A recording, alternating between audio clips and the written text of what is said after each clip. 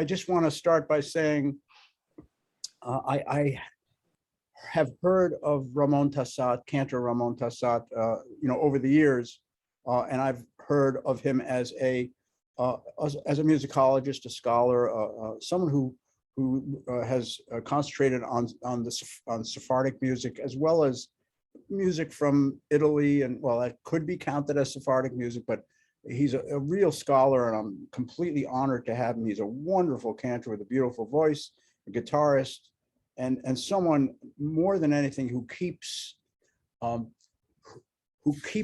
tradition at a high level, and I that is something for me unusual, and it's very, very special. And with that, Ramón, the stage is yours. Thank you very much. You need to know that Cantor Ness is my manager. He perceives 20% of everything I make. So if you're making any donations tonight, he's gonna do well. No, that was a joke. Here I'm going to share the screen simply because I understand that you hear better. We're gonna begin with a song called Buena. I'll tell you in a minute what that is, but here we go.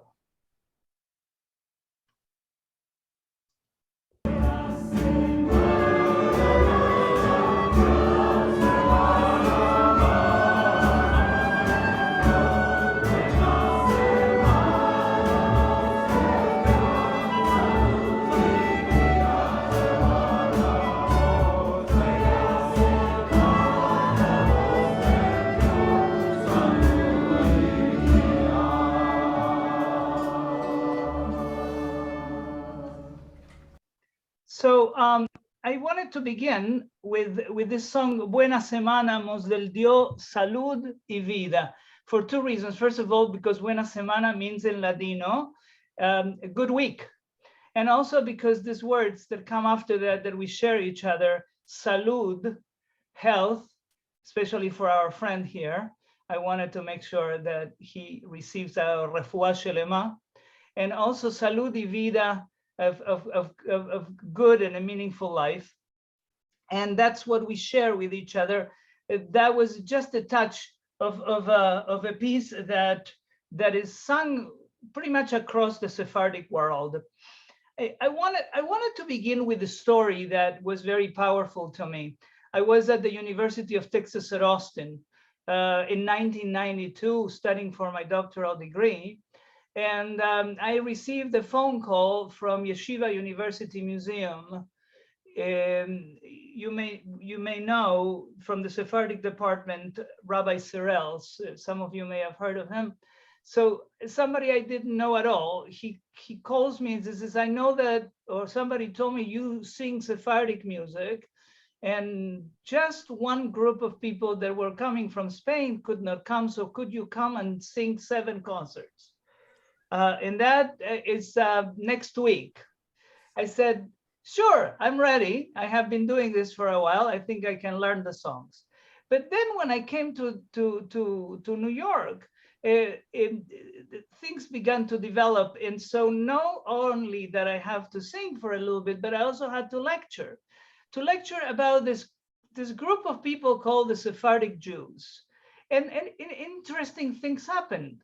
In one group of Jews in Brooklyn asked me at the end of my session, this says, do Sephardic Jews speak Yiddish? And then somebody else at somewhere else said to the organizers, I thought that this was a session on Jewish music. And that really shows that the knowledge of what these creatures, the Sephardic Jews, were and are, it's not very well known even today. In 1992, actually, people began to find out, especially at the Jewish community centers, where they were desperate for new programming, that now 1992 was not only the quincentennial of the discovery of Americas, but also the expulsion of the Jews from Spain. So rapidly, we began to find places where people wanted to know what happened. Who are they? What happens? What's Sefarad? Right? And so we found out that Sefarad, it actually comes from the prophet Isaiah, and that it means Spain. And then there are all kinds of historical things. And for that, let me just tell you a little bit about how it happens, because the first misconception is that everyone that is not an Ashkenazi Jew is, in fact, a Sephardic Jew. Not quite. I mean, today we are beginning to find out that there are many, many, many groups of Jews that do not follow these categories. But nevertheless, it's important. If you remember your map of Europe, here is the Iberian Peninsula, both Spain and Portugal. And in 1492, some claim that it was during Tisha B'Av, the day when, the 9th of Av, when we remember the terrible tragedies that have fallen upon the Jewish people. So Jews, the king and the queen of Spain, decide the edict of expulsion from the Jews. The father of Benjamin Netanyahu, who was a great historian, wrote a full book, The Origins of the Inquisition. And he says that it's difficult to know how many Jews actually left Spain and how many stayed. The ones that stayed were called by the Christian population marranos, from the word pigs, because they actually didn't eat pigs. And we prefer the word of crypto Jews, which are hidden Jews. In many, many cases, they actually converted to Christianity and eventually kept some of their traditions kind of deep down, and many of them were given up to the Inquisition, and of course killed in the most terrible ways. And there were those that decided to leave, and that was this exile. I mean, the Greeks knew very well, when they wanted to punish you with the most terrible of the punishments was not death, was exile. So this place, Spain, was the second to Jerusalem for Sephardic Jews, and they had to leave it. And this imprint was so strong that that I want to tell you that they were so connected to it that even though they move around, they first went to Portugal and then to the area of Flanders, which today we called roughly the area of Amsterdam, where Baruch Spinoza was born, and then later on to the United Kingdom, to England, where there is a Sephardic synagogue since the year 350, and then moved with the Mayflower all the way to the United States. That was the group of Jews called the Spanish Portuguese Jews. And some of them, other Portuguese, went to France, to Bordeaux, and then some of them went to Italy, to places like Livorno or Florence. And then they kept moving east through the Mediterranean Sea and going to places like Saloniki, such a strong Jewish port that during Shabbat, the port closed. And then moving on to Sarajevo, you may have known Flori Jagoda, Alea Shalom, who was such a strong, powerful Sephardic influence in the United States, but also other places like Istanbul, where my grandmother, Alea Shalom, was born, before moving all the way to Latin America, to Argentina. So people were moving all around, and because they have family everywhere, they were able to connect with each other. But of course, Spain continued being the place that they adored.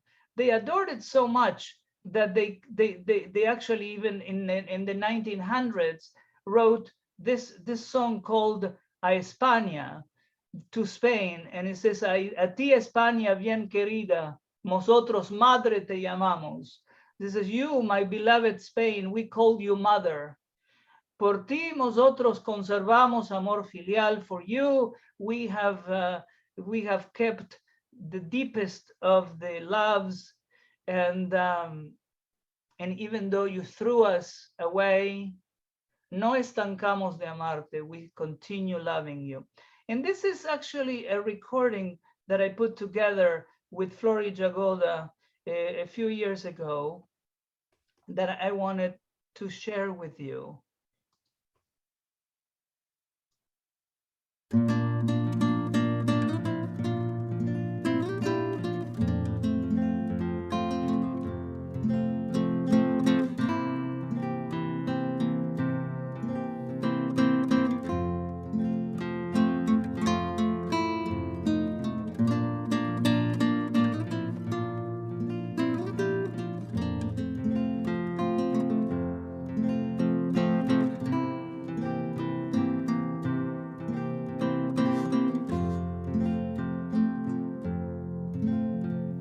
A ti, España bien querida, nosotros madre te llamamos,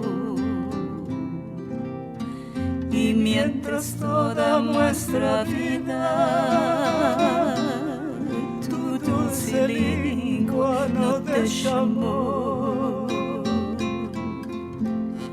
Aquí, España bien querida,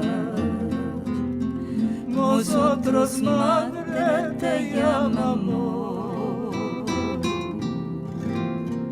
y mientras toda nuestra vida tu dulce lengua no te llamó. Anque tu nos desterraste de tu seno, no estancamos de amarte. Anque tú nos desterraste de tu seno, no estancamos de amarte.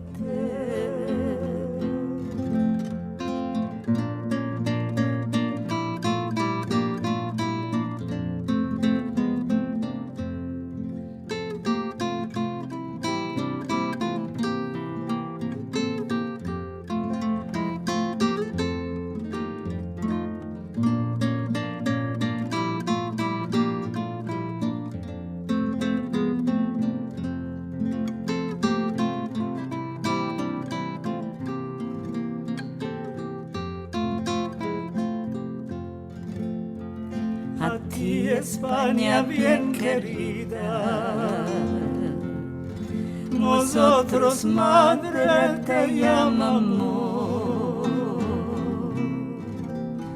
y mientras toda nuestra vida tu dulce lengua no te llamó. A ti, España bien querida, nosotros madre te llamamos, y mientras toda nuestra vida tu dulce lengua no te llamó. Por ti nosotros conservamos amor filial, te mandamos nuestro amor. Por ti nosotros conservamos amor filial, te mandamos nuestro amor.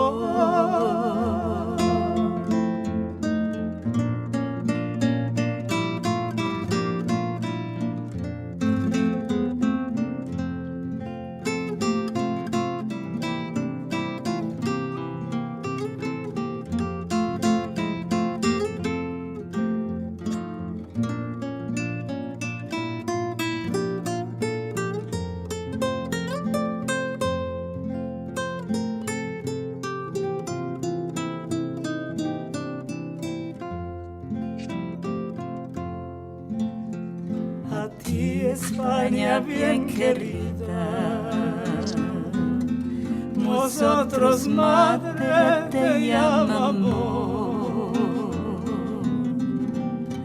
y mientras toda nuestra vida tu dulce lengua no te llamó, por ti nosotros conservamos amor filial, te mandamos nuestro amor, por ti nosotros conservamos amor filial, te mandamos nuestro amor.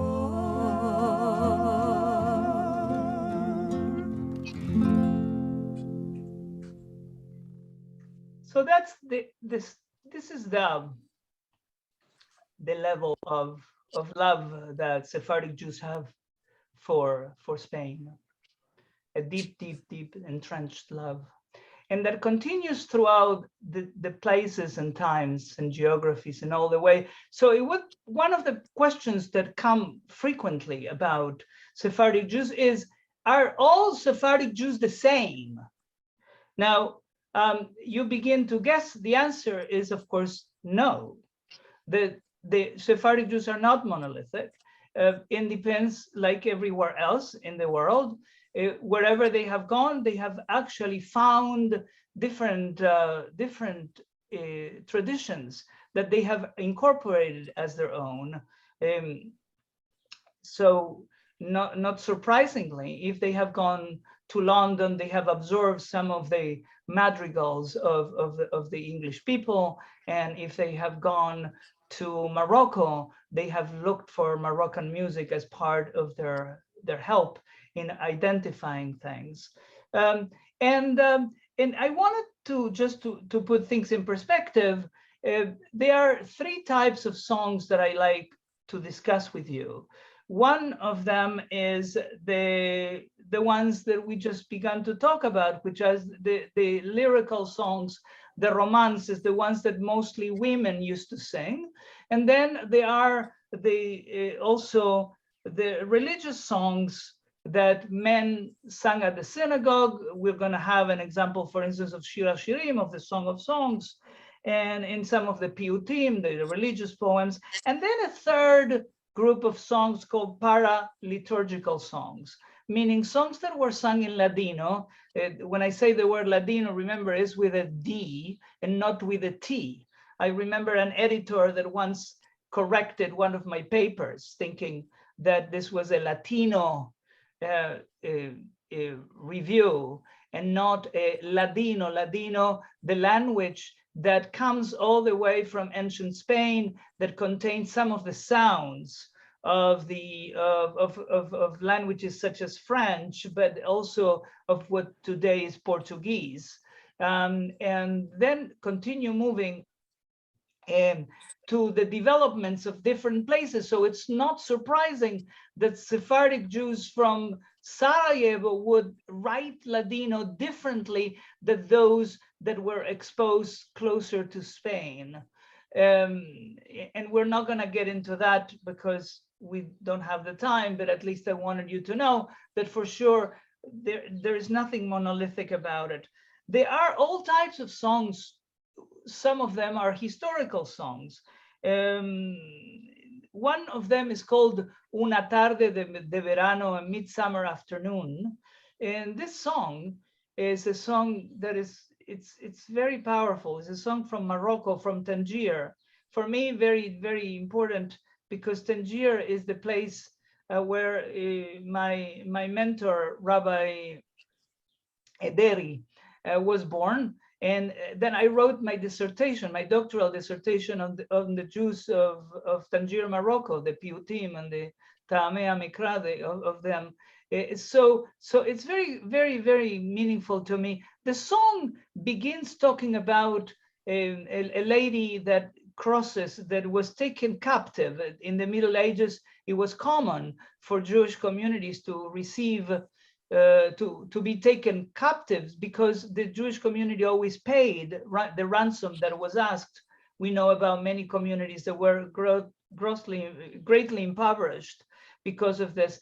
This woman comes across the river and finds this man who supposedly wants to take her as his wife. And as she begins to talk and look around, she says, oh, these are the fields that my brother Alexander and my father used to come and around. He realizes that she's none other than his own sister. Now, these songs that are medieval songs, you please understand that they have a lot of different versions of it. Some of them are actually Christian versions. For instance, they say that this woman actually was a Cristiana cautiva, a Christian captive. But of course, Jews would not sing that. So they would say que soy de España nacida, that I was born in Spain. In any case, let me see if we can actually listen to that, at least for a little bit. Here it is, A Midsummer Afternoon.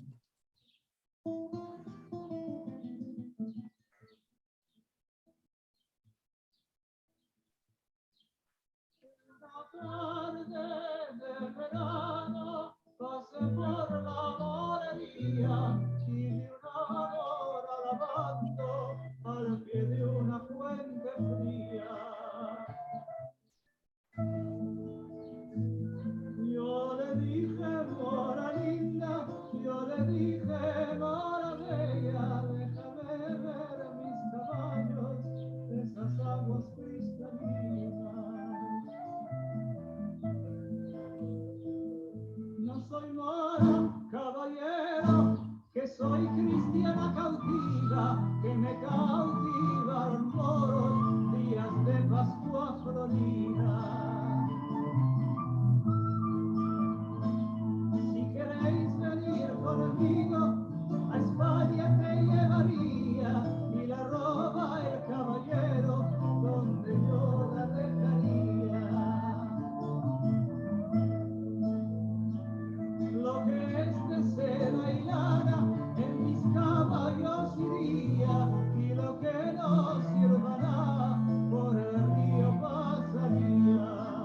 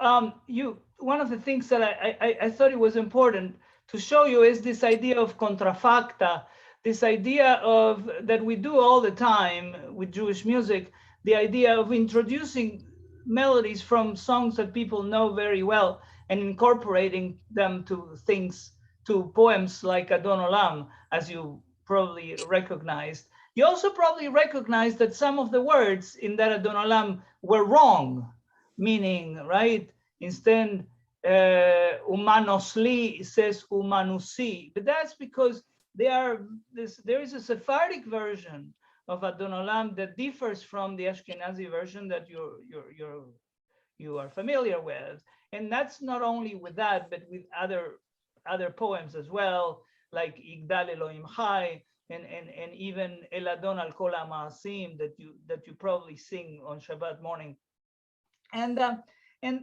historical songs like that are very, very common. You know, for instance, or some of you may be familiar with Cuando el rey Nimrod al campo salía, Abraham Avinu, Padre querido. And that is actually a song for circumcision, something that that few people know about. One of the songs that is the most popular, together with Ocho Candelicas, I'm sure. But then you have many other types of songs, some songs that are actually related to the social aspects of life. For instance, when people began to date, what happens with women that wanted to meet somebody? What happens if this person was from different religion? What would they do?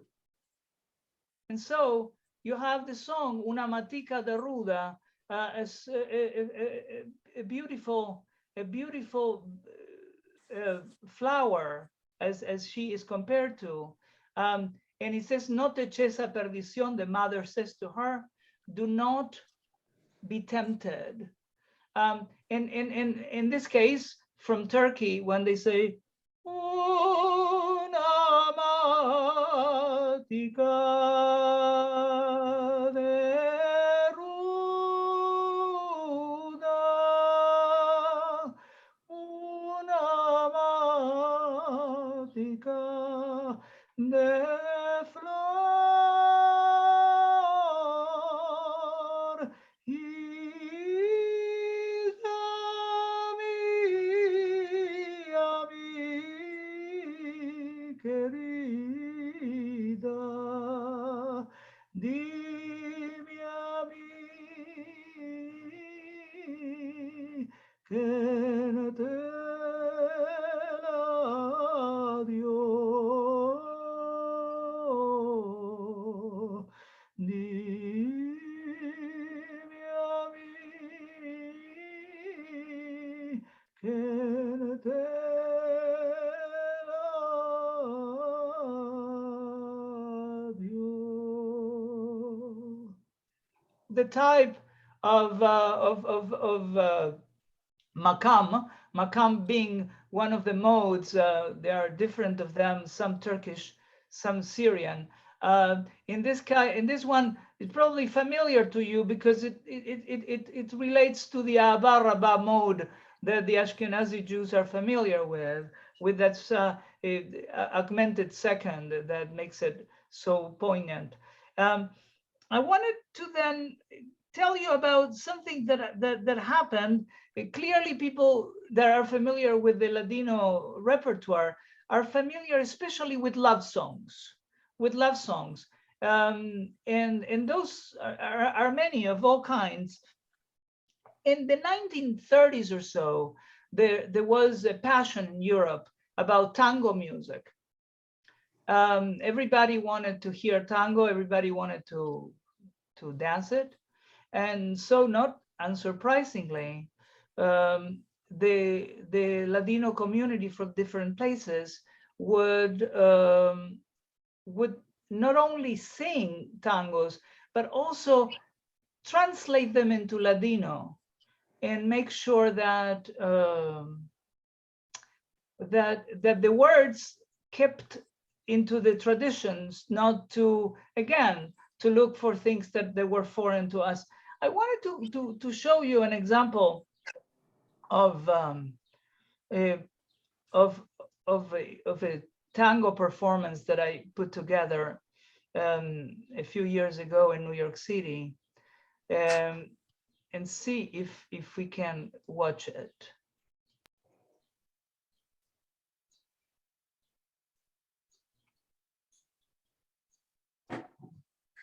Let's see if that works.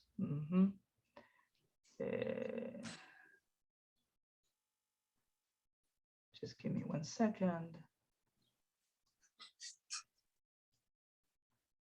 Yeah, I lost it.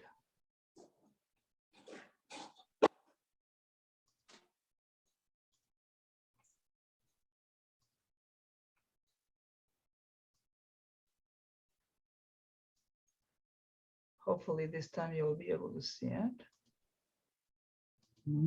Okay. Okay, so now it's very complicated to use Zoom, but I think you get the idea. Here we go. Tu madre cuando te parió y te quitó el mundo, corazón ella no te dio para amar segundo. Corazón ella no te dio para amar segundo. Adiós, adiós querida, non quiero la vida, me la amargaste tú. Adiós, adiós querida, non quiero la vida, me la amargaste tú.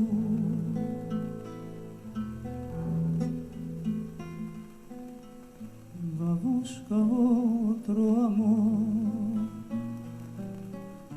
ajarba otras puertas, espera otro amor, que para mí sos muerta. Espera otro ardor, que para mí sos muerta. Adiós, adiós querida, non quiero la vida, me la amargaste tú.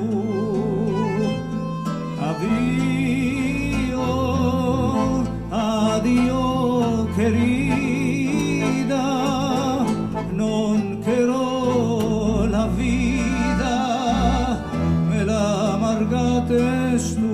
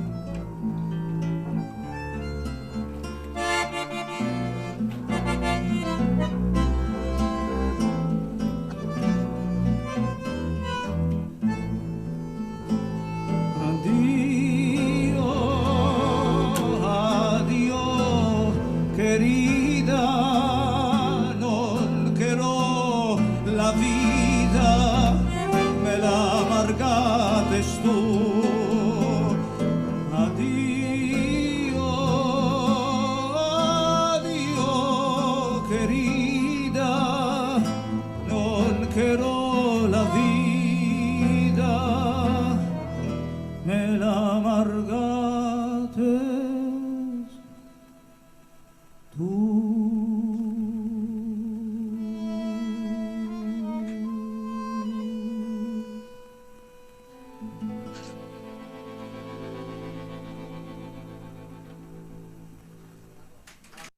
So this is an example of music that became very popular, and people used it as they always do, because we live lives that are interconnected, and therefore it's not surprising, like I said before, that we would actually be influenced by different things. I wanted to now show you two contrasting songs. One of them that is is a drinking song. I know you know nothing about that, but nevertheless, I think you will be okay to hear this one, this song that comes from Saloniki, from Greece, that's called La Vida Do por el Raki. La Vida Do por el Raki. I give my life for a particular type of anise called Raki, and he says this particular beverage makes me rich and makes me poor and makes me go around the world feeling like there is nothing like it. So so this is La Vida Do por el Raki, and then a song that is very dear to me, Como la rosa en la huerta, like the rose in the garden, a song about death. In this case, about the daughter of the king and the queen. She falls, and the text, of course, is ambivalent as to what happened to her, but we hope that she gets better, even though it seems in almost every version that she leaves this world. What's also really interesting for those of you that are musicians, is that the arrangement, the piano arrangement, is by Alberto Hemsi, who a musician that won the Prix de Rome, the famous prize, the Rome prize, and he does some interesting things with the piano that you might enjoy. Let's listen first to La Vida Do por el Raki, and then Como la rosa en la huerta, like the rose in the garden. Here is the first song.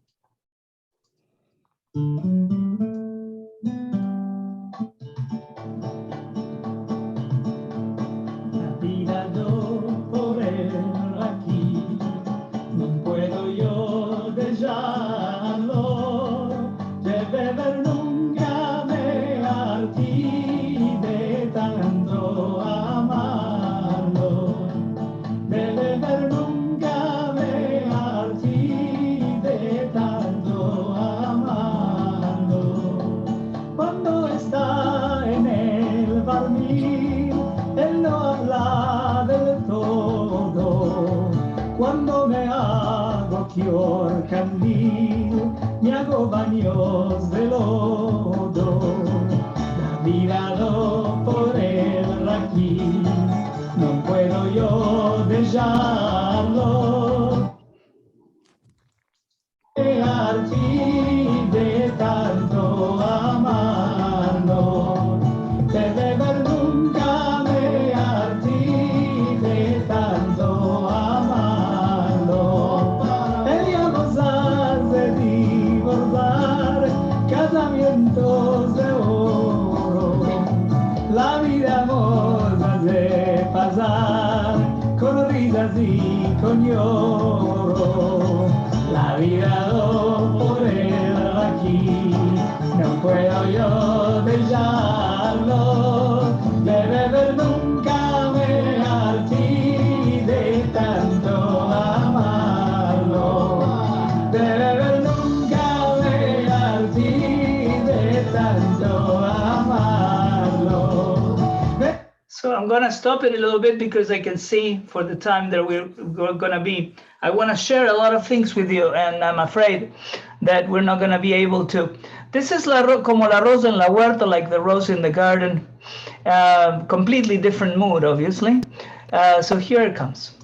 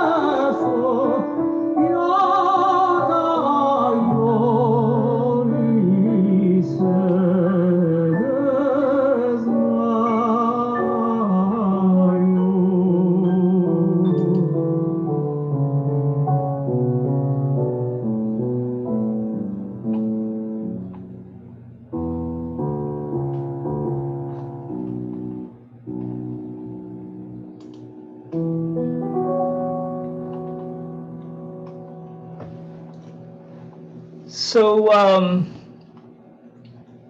that's a completely different type of song. One of the things that I was trying to show you also is not only that Sephardic Jews are not monolithic, but rather that also the moods of the music change dramatically between different areas. When we enter into the music of the holidays, we begin to find that also some of the songs come not only in Ladino, but in some cases, even in Judeo-Italian. You have the cases of songs for Purim, many of which actually are recorded about the family of Aman, and in many ways reminding us of how close we were from disappearing from the map. I'd like to show you now a YouTube of 3 songs, one for Shabbat Zachor, the Shabbat that precedes Purim, and then songs about also drinking, if you remember the famous tradition or almost halacha of having to drink to a place, to a time where we don't remember the difference between Mordechai and Haman. And then the ending of it that I'm putting together with Kolot Alev, the choir, the Jewish community choir that I have the honor to conduct. We did this at a concert called Cantata Ebraica, Songs of Jewish Italy. And alabemos juntamente al gran Dio de Zion, let's all together praise the God of Zion, que nos dio el vino, that has given us the wine, para darnos la redención, to bring us the redemption. So this is that song. I hope you enjoy it. אך זה היום קיוויתי לשיר את נגמר צר, בו מצאתי ראיתי ישר מן המצר, יקטירו אל פתח אוהל מועד, מרדרוי לבונה בשמחה וברננה.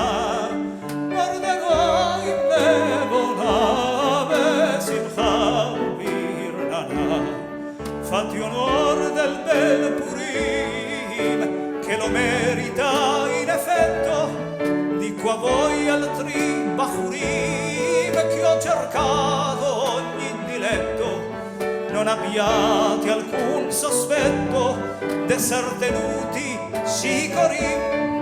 Fatti onor al bel Purim, fatti onor al bel Purim, fatti onor al bel Purim, fate onor al bel Purim, fate onor al bel Purim, su belle Bachurot, fate torte Sinaini, mizzitelle zekenot, cubolete moscardini, questi son i voi concini, per noi altri nemarim, fate onor del bel Purim, fate onor del bel Purim, fate onor al bel Purim.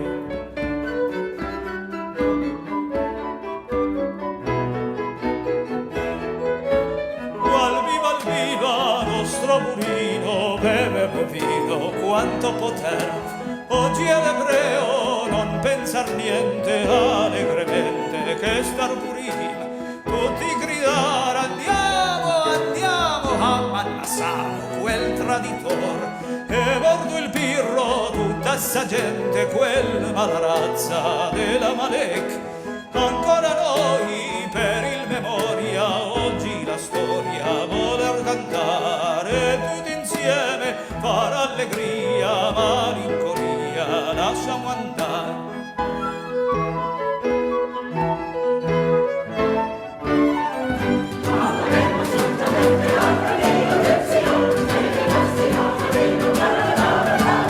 I balloni alla compagnia dare fine sta cantata. práctica mía poder rogar al Dios bendito que nos mande la redención.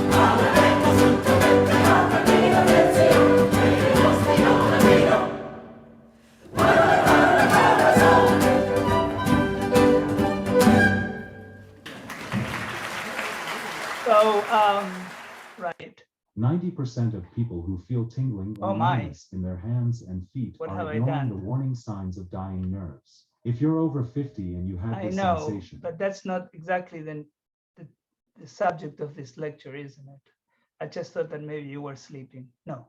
So let me just take you. First of all, I see here a dear friend of mine, Irv Cohen, with whom we have done many things together for who knows, maybe 25 years. Who's counting? Who's counting? So we have done a production of one of my songs. One of the things that I wanted to show you is about Shir HaShirim, of the Song of Songs that Sefaradim actually recite, especially during the summer. The entire 8 chapters before Erev Shabbat, between Mincha and Kabbalat Shabbat.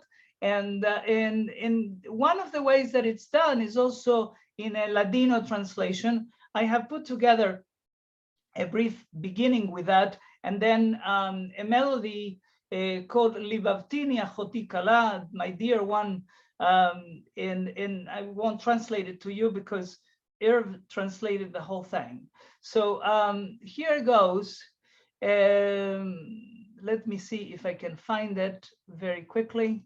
Yes, I think I could. Maybe I could. Okay, not that. What happened to it? Just a second. Go back. See if I can find it quickly enough to show it to you.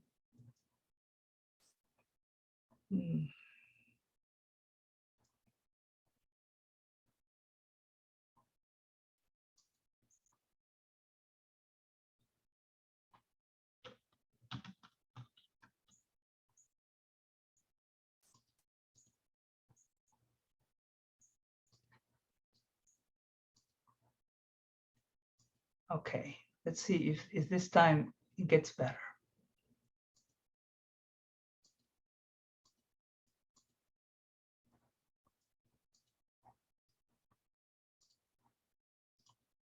Share the screen. There it goes.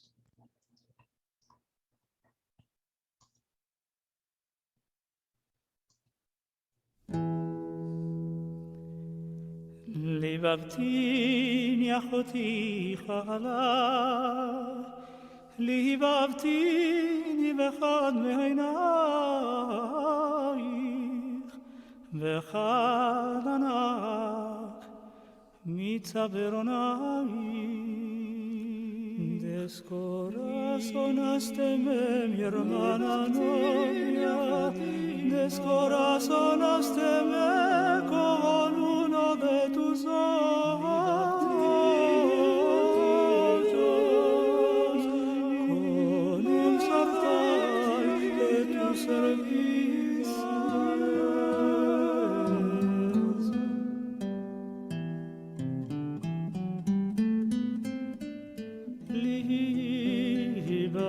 ליבבתיני אחותי חלה, ליבבתיני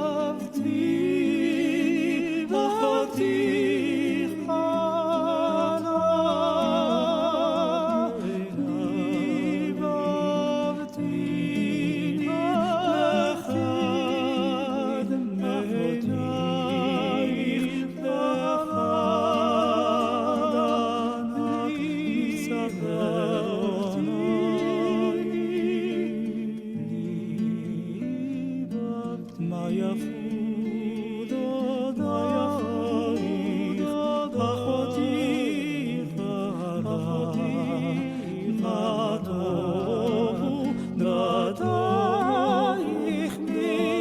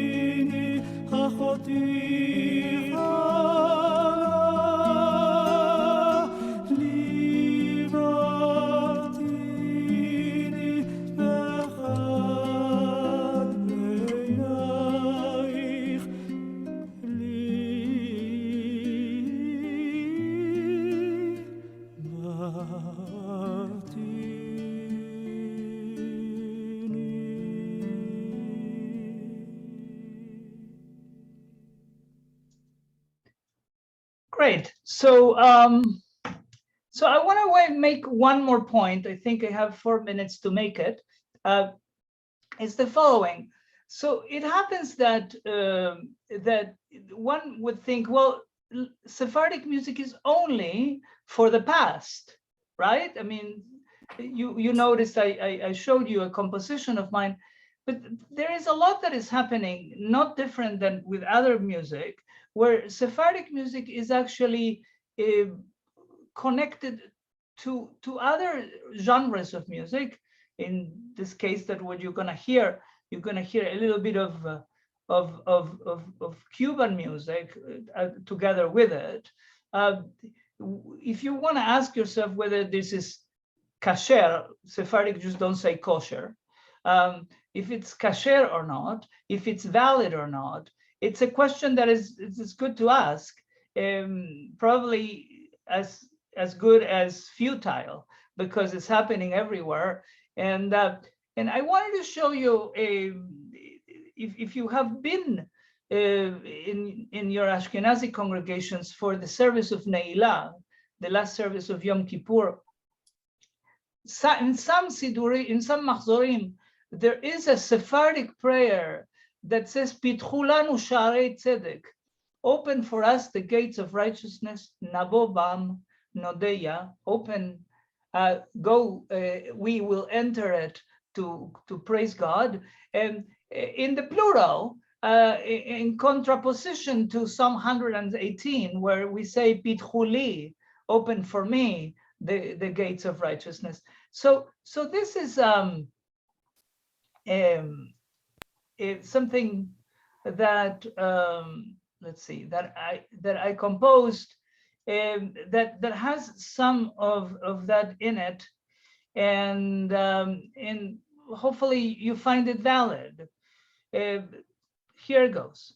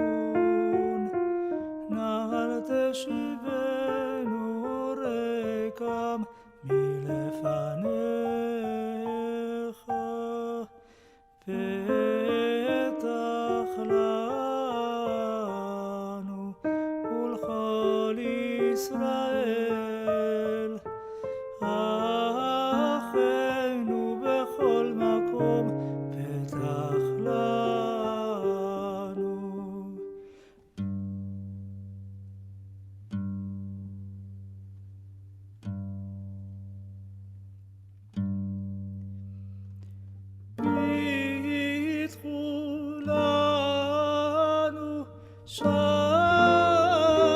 צדק נבובם נודיה פיתחו לנו שערי צדק נבובם נודיה.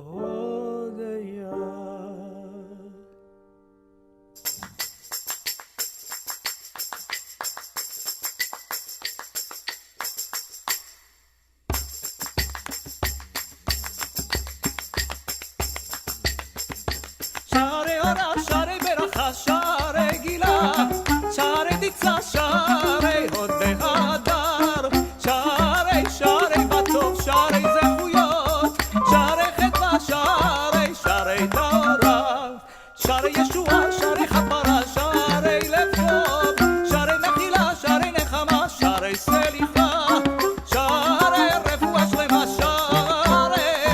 שערי שלום, שערי תשובה.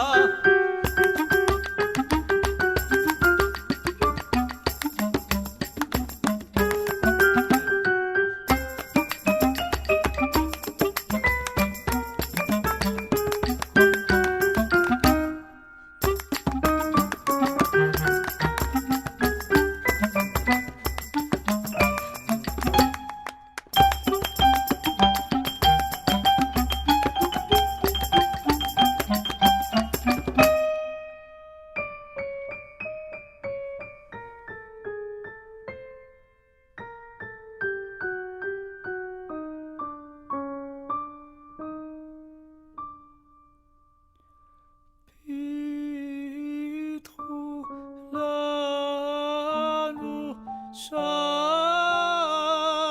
צדק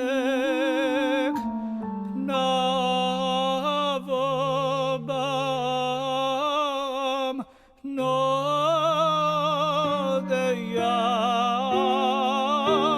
פיתחו לנו שערי צדק נבובם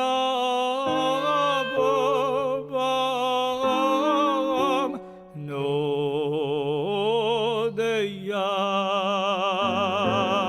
פיתחו לנו שערי צדק נבובם נודיה פיתחו לנו שערי צדק נבובם נודיה.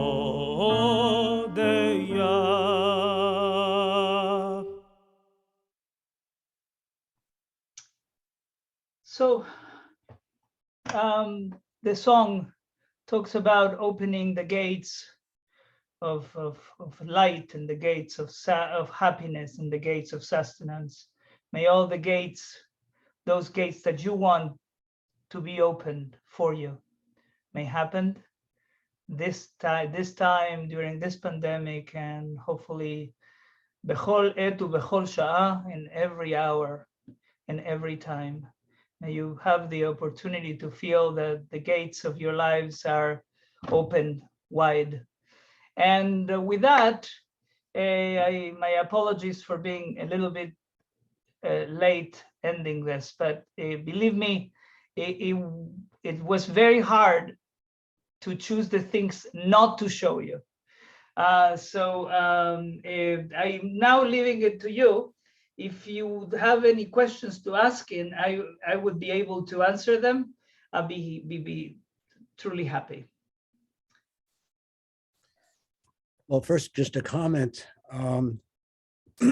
You know, I always, when I think of Sephardic music, and you mentioned this, I think of the past, but it's really enlightening to have a composer like yourself add to the repertoire, because as with all wonderful music, we have to, as musicians and artists, we have to do everything we can to make it live. And thank you for this wonderful lecture. Music. Any questions? Fabulous. Can you music. come back again? Absolutely. Are there any questions? You know, I love that part of the piece with the clarinet. There's really wonderful ensemble playing, and if you have a score, I'd love to see it actually. So it's very interesting that you ask, Cantor Joseph, because here's what happened. The group, the pianist and the clarinetist that are accompanying me, are actually a group that are a klezmer group. From Buenos Aires, Argentina. They came to the States and their tour was canceled. So they didn't know what to do. I invited them to my home. And at some point I said, well, they should make some money. So I went to a studio and we decided to go and put together 1 or 2 songs, maybe 3 songs, and improvise them and see what would happen. What finished happening was that we finished with something like 12 songs on a CD called Teshuvah, and was completely improvised. The whole thing, there is not one note written down. And, Wow.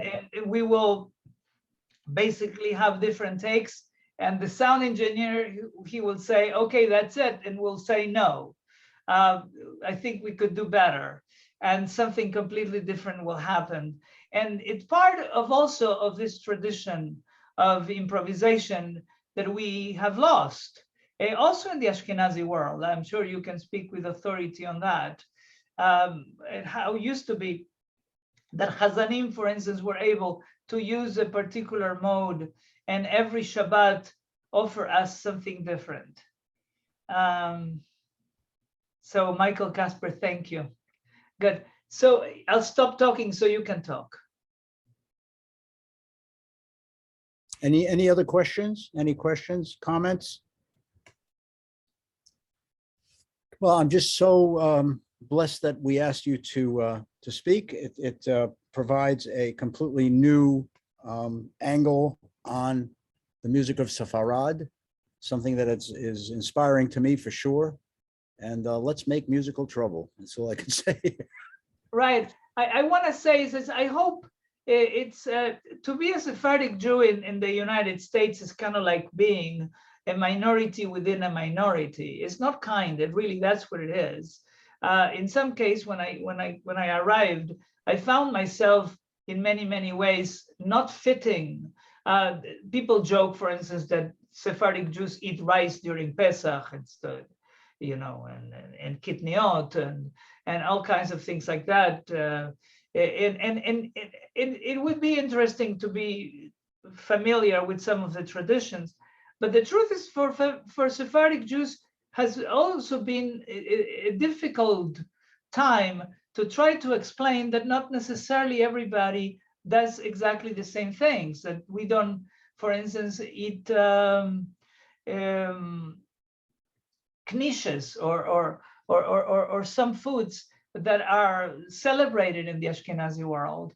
So I hope that this gives you a little opening for you to continue going and expanding your knowledge of all this, whether you want to know here, I'll put it in the chat, my email address, if anyone has anything that you want to share with me. And also to recognize that even though we have different traditions, we come all from the same source. So perhaps this could expand our horizons a little bit. That's my wish. Thank you so much. Just an announcement, the next lecture is scheduled on the 18th of the next month, which I believe is July. That's a Monday, and it will be called Summertime, and that would be the music of the summer. And I believe that the lecturer for that will be me. So just letting you know, and I have no idea. Well, we'll see what happens. Ramon, thank you so much. You're a blessing to all of us. Thank you, everybody. Really wonderful having you all here, Michael, Casper, and Rabbi Price, and everybody. But especially Barbara Green. No, everybody. Have a wonderful night. Take care, and thank you again, Ramon. You really You're educated. welcome. I Joseph, hope, thank you. This thank was you so much. unbelievable. I hope we meet again and we meet besmachot in happy occasions. Okay. Yes. We will. We certainly will. Take care. Thank you everybody. for the opportunity. It's Thank a you. blessing. Great way to start the summer. Thank you. Shalom, y'all. Thank you Hello. so much. Ruth Ann. Bye-bye. Thank you. Thank you. Take care, everybody. Time for a Bye-bye. coffee. No. Thanks again, Joseph.